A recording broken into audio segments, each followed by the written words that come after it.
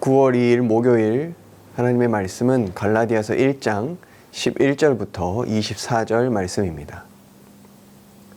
형제들아, 내가 너희에게 알게 하노니 내가 전한 복음은 사람의 뜻을 따라 된 것이 아니니라. 이는 내가 사람에게서 받은 것도 아니요 배운 것도 아니요 오직 예수 그리스도의 계시로 말미암은 것이라.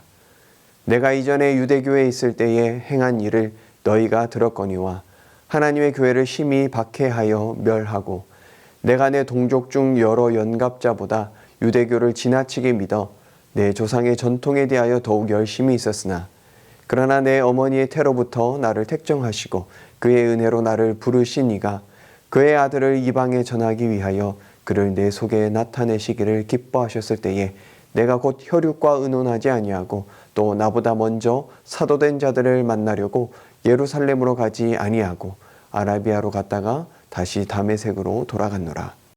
그 후 3년 만에 내가 게바를 방문하려고 예루살렘에 올라가서 그와 함께 15일을 머무는 동안 주의 형제 야고보 외에 다른 사도들을 보지 못하였노라. 보라, 내가 너희에게 쓰는 것은 하나님 앞에서 거짓말이 아니로다.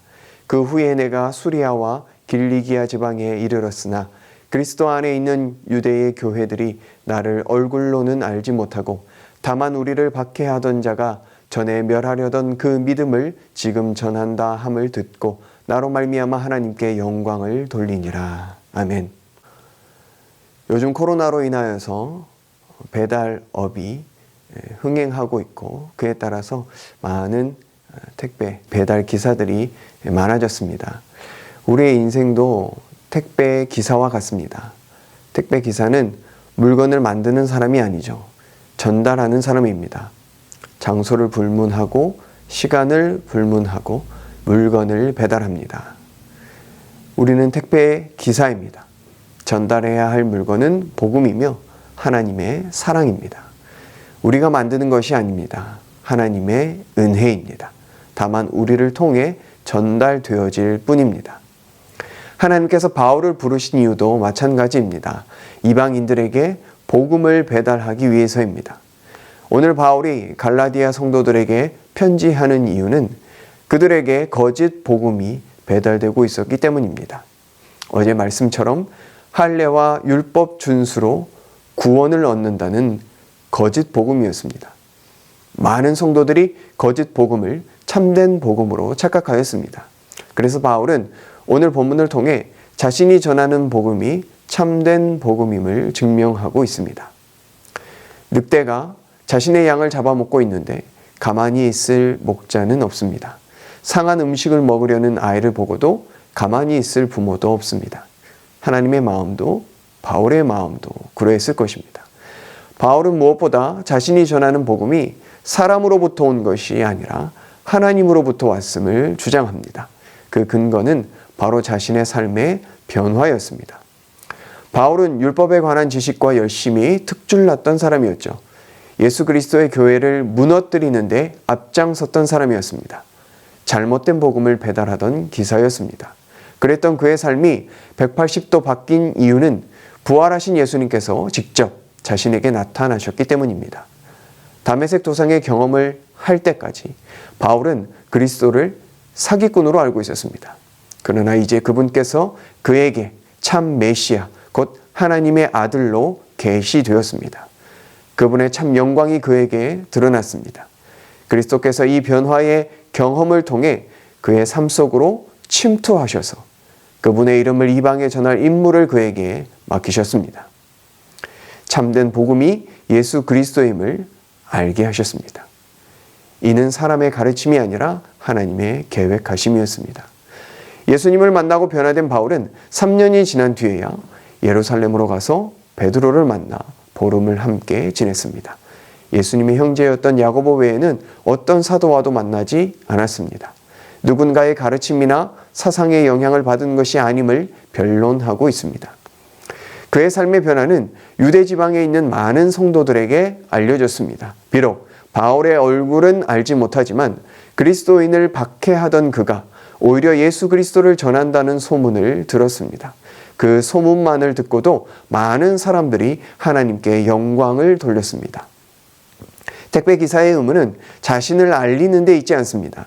제대로 된 물건을 배송하는 것입니다.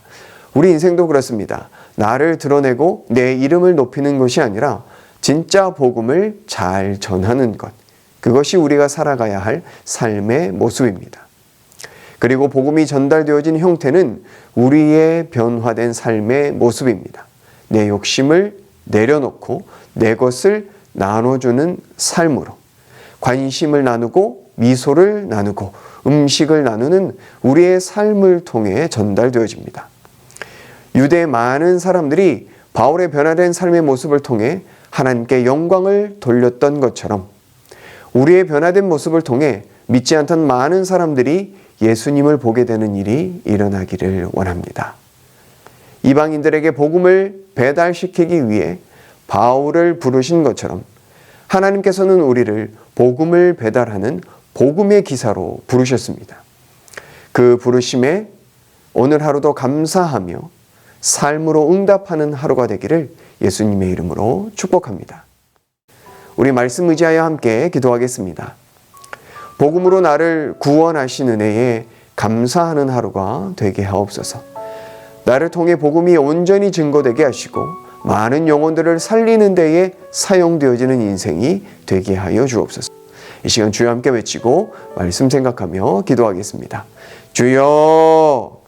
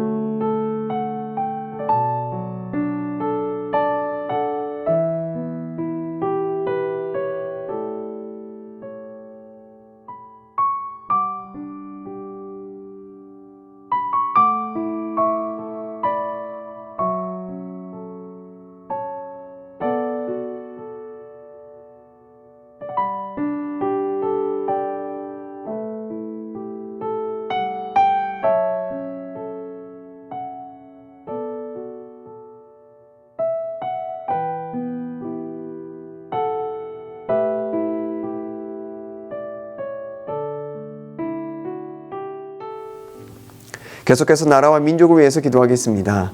코로나 4차 대유행이 속히 회복되게 하시고 백신 접종이 원활하게 진행되게 하여 주옵소서. 소상공인들과 경제적 약자들에게 바른 정책이 시행되게 하옵소서. 북한 땅과 아프가니스탄 땅에도 하나님의 평화가 임하게 하여 주옵소서. 이 시간 주여 함께 외치고 나라와 민족과 열방을 위해서 함께 기도하겠습니다. 주여!